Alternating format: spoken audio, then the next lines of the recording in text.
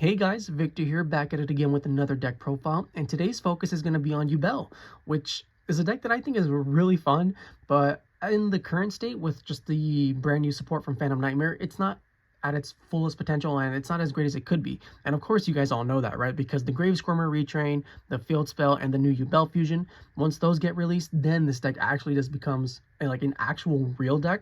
But until then, it's pretty much plagued by like consistency issues, and it is pretty fragile to a couple of hand traps that are played pretty much everywhere in the current metagame.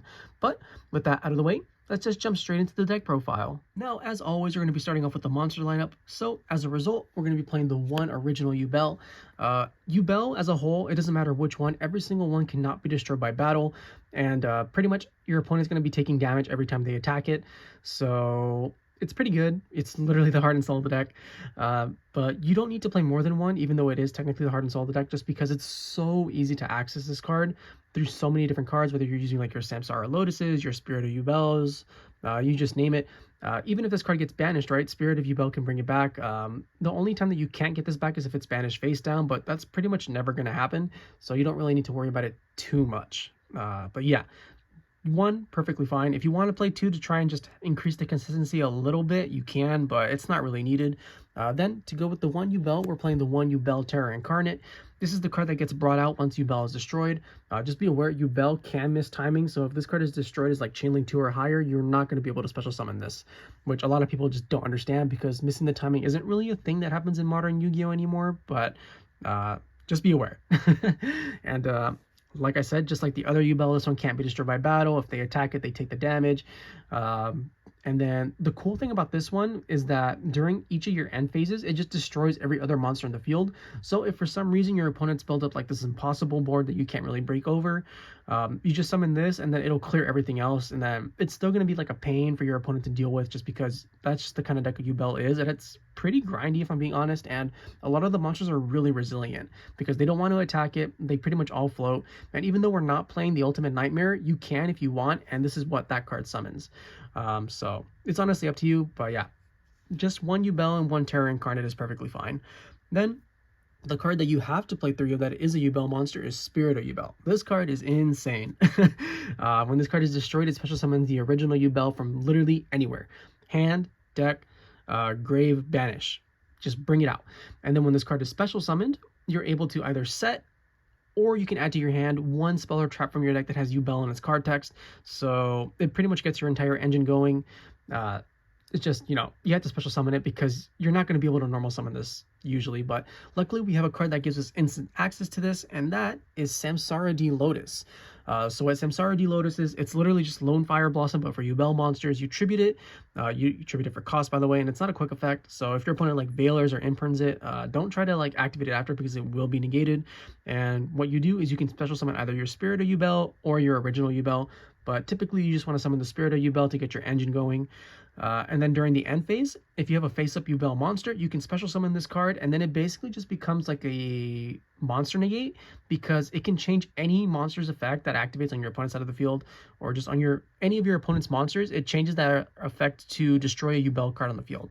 So you get to pop your Yubel monsters, and then you also get to basically just stuff your opponent to make sure that they don't get to play the game. It's pretty good, honestly. And I know I said it special summons itself, but if your field is already pretty good, it can also add itself to your hand to help you provide yourself with like fodder for super polymerization or eternal favorite. So just keep that in mind. That's it for the Yubel monsters. But for the other monsters, we're also going to be playing two Dark Beckoning Beast. Card's okay, it's just basically like another fiend. It's another extender that gives you access to opening of the spirit gates, which in turn lets you have extra normal summons, which you can use for your Samsara Lotus, or it just provides you with free fodder for link material, because we do play an Unchained engine in this deck, even though it is pretty small. And then speaking of the Unchained monsters, we're just playing the one Unchained Soulless Sharvara. Not much to say. When this card is sent to the graveyard, you can set an Unchained Trap. So we will be playing an Unchained Trap that you will see sometime later in the deck profile. And then this card is also a quick effect pop, so you can destroy your Yubels, make them float, things of that nature.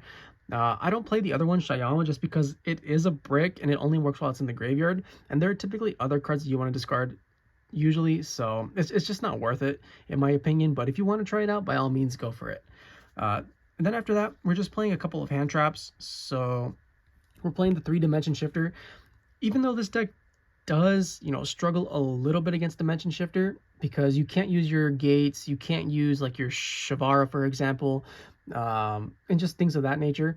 It's honestly perfectly fine just because of the fact that even though it does hurt us a little bit more, it hurts our opponents way more than it hurts us.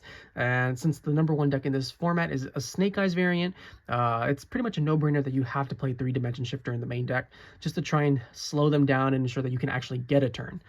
But yeah, 3 shifter, and then to go with that, we're going to be playing the 2 Nibiru, because if you pair Nibiru with shifter, if it comes down, you've basically won the game. And there's still a lot of situations where opponents will overextend and Nibiru can just punish them hard.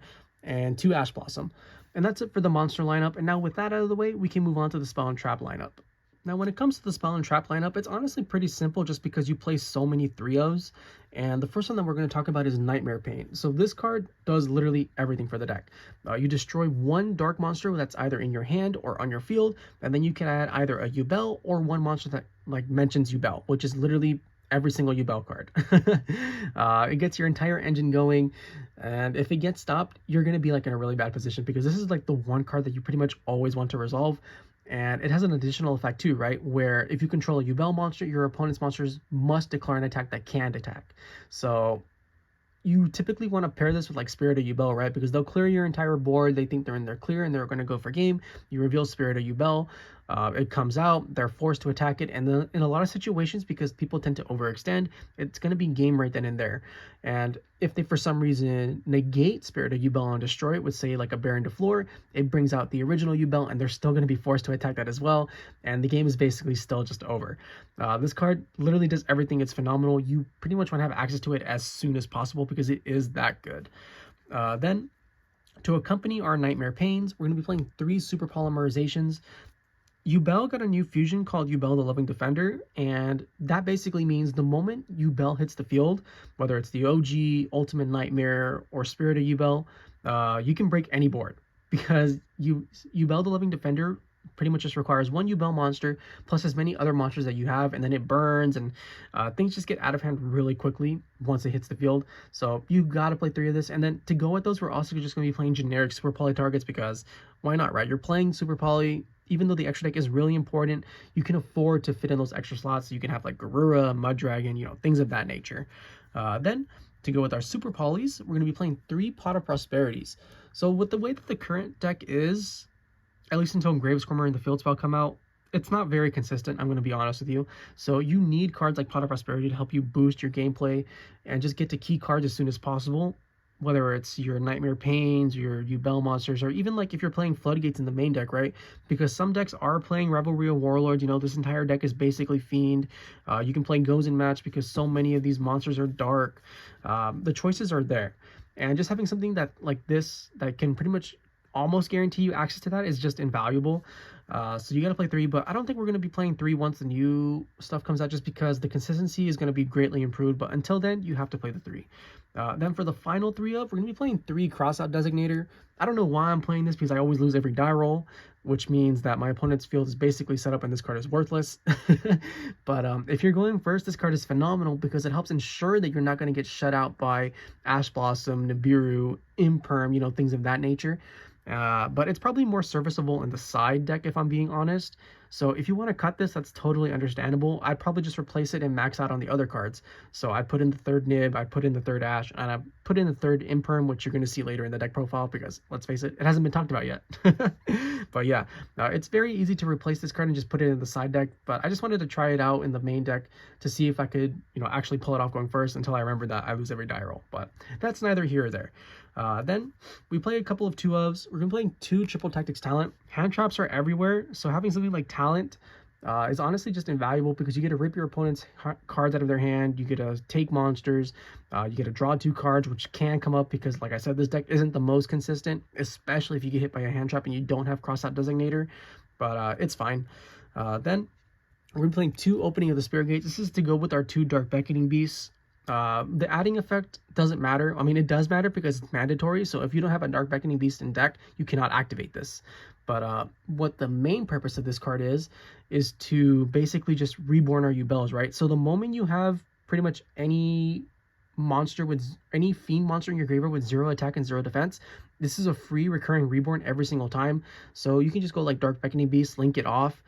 Then you can activate your Opening of the Spirit Gates, ditch your Spirit of Yubel, bring back Spirit of Yubel, trigger your Spirit of Yubel to either search or set, and you just get your combos going out from there. And then for some reason, it also lets you add continuous spells from your graveyard to your hand if you have a face-up level 10 monster on your side of the field. So once you get like both of these, it's basically just like an infinite discard glitch, because you discard this, you bring out Yubel, you add it back to your hand, and then you do that again on the next turn. So yeah, pretty cool, pretty good. Then we're just playing 2 1-ofs, the first one being 1-for-1. This card does conflict with Dimension Shifter, but it's honestly fine because, like I said, if you're playing Dimension Shifter, it's because it hurts other decks more than it hurts you. So you're perfectly fine with just waiting a turn, and just being able to summon out Samsara Lotus off of this can sometimes just straight up win you the game. And then for the final spell, I'm going to be playing 1 Mature Chronicle. This isn't really something that you see in a lot of Yubel decks, but I honestly really like it because, 1, it gives you an additional search target off your Nightmare Pain instead of just having to play, like, you know, the Eternal Favorite every single turn or whatever.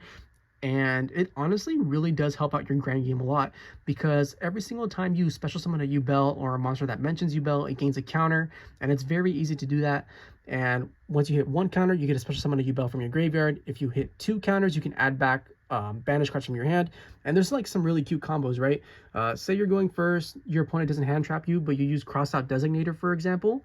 Or not that you use it, but you have it in your hand. You can go activate Crossout Designator, banish like an Ash Blossom or whatever. Then with your Mature Chronicle, you can add back the Ash Blossom and then use it on your opponent's turn. So, you know, just cute little plays like that. Once it has 3, you can destroy 1 card up. You can banish 1 card from your deck. That effect honestly never shows up or happens just because it's not needed.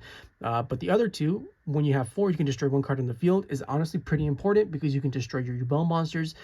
Say, for example, you get hit by a Flamberge, which is probably going to happen. You can destroy the Yubel monster that they put in the spell and trap card zone, and then when you destroy it, you trigger its effect to float, which is pretty good. And then if you have 5, you can just straight up add Super Poly to your hand. That one almost never happens also, but you know, it's nice to have it. So just like the grind game that this card offers you is honestly just invaluable. I don't think you play it once the new stuff comes out, but until then, I definitely think you should at least play one of these, just because it does help your plays out by offering you a little bit more versatility with the choices that you can make.